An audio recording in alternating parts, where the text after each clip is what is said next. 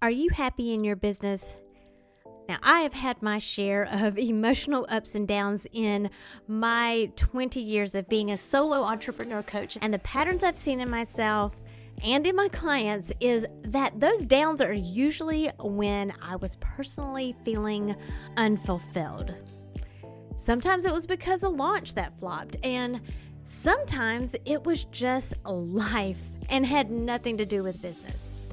But those ups, oh boy, those are the times when I was feeling my most authentic and completely aligned to my purpose, or when I just felt like I was rocking that work-life balance. I would be thinking I could do this all day long and never feel tired. One of my loves is sharing what works for me and what has been working for my clients to achieve this very feeling, full of passion, happiness, peace, and freedom. So I decided to create a private podcast for coaches. Maybe you just want to develop better communication skills that boosts engagement, leads to better results, and makes you feel like you're actually making a difference in the lives of the people you serve. Then you're invited too. We talk about this and more in the UBU private podcast for coaches. Whether you're a mentor, a parent, or run a client-focused business, coaching skills benefit everyone and anyone who wants to communicate in a way that builds relationships. Fall in love with your life and business again. Click the link in the show notes for your invitation to join us right now. Then come back and enjoy this episode. Welcome back. Today is step 2 of the Communicate to Build Relationships 5-day challenge. If you haven't listened to step 1, go ahead and go back and do that, because this is a process. And like any process, if you go in order, you're going to yield the best results. Now, I'm not the podcast police, so you can listen to these in whatever order you want. But if you want to get that mindset breakthrough that you've been looking for, be sure to go in order. Because there's strategy in the order of the steps, and that might be the very reason why it hasn't worked for you in the past. After all, it's better to ice the cake after it's cooled, right? I'm Jen, personality strategist and host of this podcast, Unbox Your Personality. And I'm your guide this week to having more meaningful interactions with the humans in your life, and probably more productive ones too. You're here in this challenge because you're feeling unheard and unseen or misunderstood in your business, which is likely bleeding into your personal relationships. And you want to know, what can you do to counter that so you can freely be yourself without accidentally stepping on toes or sabotaging your goals? Can you imagine how this will affect how you coach your clients or mentor your students? Because gaining trust makes your reach extend far beyond the classroom for them. And even just being able to connect better with your partner and children through these tactics. Imagine how much happier you would be knowing that those primary relationships are being taken care of. You can show up with genuine happiness every day. There's always a ripple effect. So let's ripple the good stuff. Yesterday in step 1, you learned that you have a personality paintbrush. And today in step 2, you're going to learn the 3 things that we accidentally do with that personality paintbrush that frustrates other people. And somehow, when we become aware of this, it magically takes away the emotionality out of how we react to it when it happens. Now, your task in step 1 was to paint your true self in your perfect world. And I have loved seeing your answers and reading your answers and getting to know you better. And it also confirms a trend that I've noticed when doing this exercise in the past with private clients and members of my mastermind.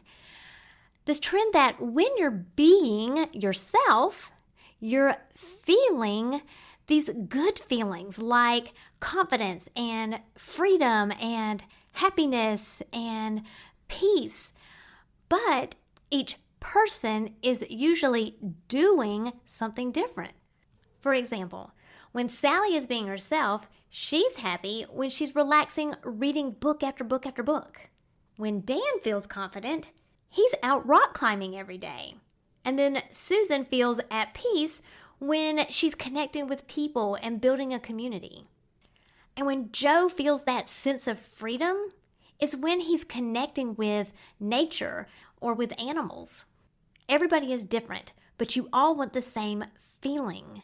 You feel good when you're being your true self. And you want to know that being yourself is okay, that there's nothing wrong with you for being different, and that you make a difference, that you matter, and that happiness or freedom or peace or confidence, however it is that you define happiness, is actually possible without compromising who you are or what you value. And what it all boils down to is being acknowledged. We all want to be validated. The instant you are acknowledged, you feel seen, you feel heard, you feel known. You think, awesome, I'm not alone.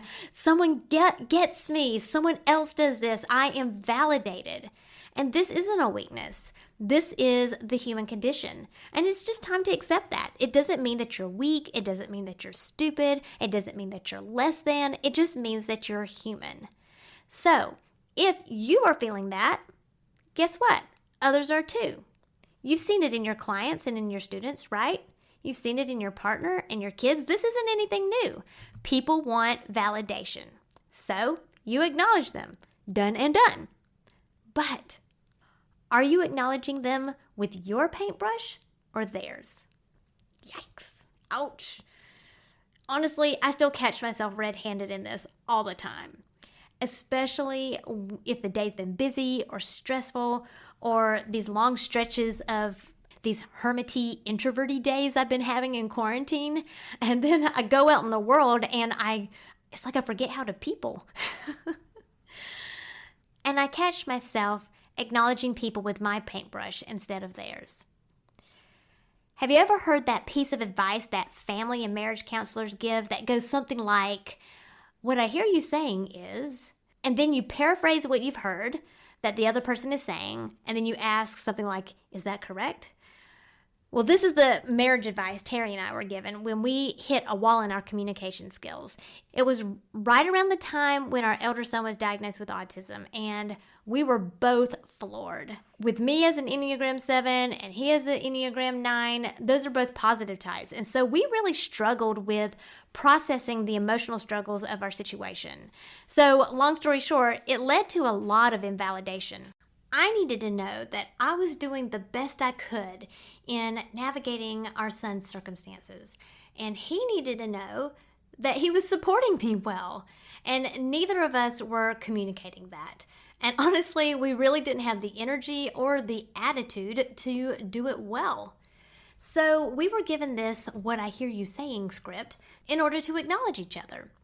And it's a great tool. It's a great place to start. But after a while, at least for Terry and me and our personalities, it started feeling a bit robotic and insincere. And what it boils down to is being seen or heard is a kind of a language similar to the love language concept. Acknowledgement isn't a one-size-fits-all. We each have an acknowledgement language. So there are 3 things that we do to miss the mark when it comes to acknowledging others. We don't recognize, number 1, pace, number 2, attention, and number 3, boundaries. And what that means is we often don't recognize the pace at which people process information. We also don't often have their attention when we are acknowledging them. So they never hear it, therefore they never feel it. And then lastly, we often cross a boundary that creates tension. And not recognizing these 3 things are what leads people to saying things like, you just don't get it. Or feeling like there's something wrong with you or something wrong with the other person. And this can lead to a toxic environment, even if on the outside, everything looks hunky-dory. So let's start with pace. Depending on your personality, you either default to a fast-paced person or a slow-paced person. Now, there are some personalities that kind of hover in the center or go from one extreme to the other, and they do that by default. But I want to highlight the extreme cases here because it's that discrepancy that can be a huge eye-opener for you if you fall in one of those extreme categories, especially since stress can usually exaggerate this trait. For example, if a fast-paced person is communicating with a slow-paced person, under stress, it might make that slow person feel a little overloaded and cause them to slow down even more, or even shut down. And that might be misconstrued as avoidant, being passive, or standoffish. And vice versa, if it's the slow person that's communicating with the fast-paced person and there's stress involved, it may cause the fast-paced person to jump ahead and try to connect pieces of the ideas together. And that might be misconstrued as making assumptions or being overbearing or impatient. Now, I want to clarify here, I'm not talking about willful malice here. I'm talking about these subconscious blind spots that every human has. These are the primal patterns and behaviors of our personality. But sometimes it can be misconstrued as willful. And that's the piece of the magic, that when we realize that, it helps us conjure up more compassion and empathy for others because we are all guilty of it. We're all guilty of being experienced in a way that was not our intention. However, it can be exhausting to constantly adjust yourself to the needs of other people. Am I right? Besides, it isn't healthy or appropriate. Now, remember when I said at the end of step 1 that the answer is you? So today, I want you to take a moment to think about your own pace. And for simplicity's sake, just focus on when you're solving a problem. So when you're solving a problem, do you prefer to take your time to process things deliberately? Are you more contemplative, possibly slower to draw conclusions or make decisions or to initiate action? Or do you quickly make decisions and make these connections and jump from idea to idea or task to task and possibly impulsively act in order to keep moving forward? And maybe even preferring the big picture over details. Which one do you resonate with? Post that in the group or send me an email or DM on Instagram and let me know which pace style you resonate with. Remember, this isn't a weakness, so be honest with yourself as to which pace you think you subconsciously default to when you're in problem-solving mode. And try to just choose one, even though I know that there are some personalities that go from one extreme to the other, and they do that by default. They're in the minority. So really dig in before you settle on just being one of those in the middle. Remember, there's a drawing for participating, so make sure you turn in your task challenge. Tomorrow, I'm going to start introducing you to the tactics that you can use that will help you overcome these 3 pitfalls. So you can establish these connections that will build relationships without compromising yourself. You're going to learn how to handle pace regardless of who is the fast-paced person and who is the slow-paced person in the conversation. And you're also going to learn how to get their undivided attention so you know that they're listening to you. And finally, understanding the boundaries that you don't mean to cross, but when it happens, it slowly increases this wedge between you. You're going to start seeing results as soon as you start putting these tactics into practice. But I'm really just skimming the surface this week. Every situation is different. So if you find yourself needing more support, take advantage of the implementation sessions and the free coaching that you're getting this week.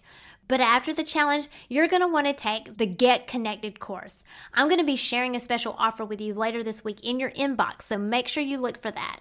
You've got to be registered for the challenge to receive that. But even if you just go all in on this free challenge, you're going to see eye-opening moments in how you're connecting with just what you're learning for free. So today, I told you the 3 things humans do that accidentally frustrate others when they're trying to acknowledge them. They subconsciously disregard pace, attention, and boundaries.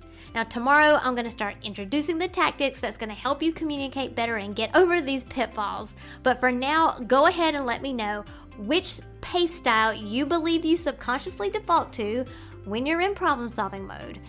Slow-paced, or fast-paced? Post it in the group, send me an email or a DM on Instagram, and let me know which pace style you resonate with the most. And I'll see you tomorrow.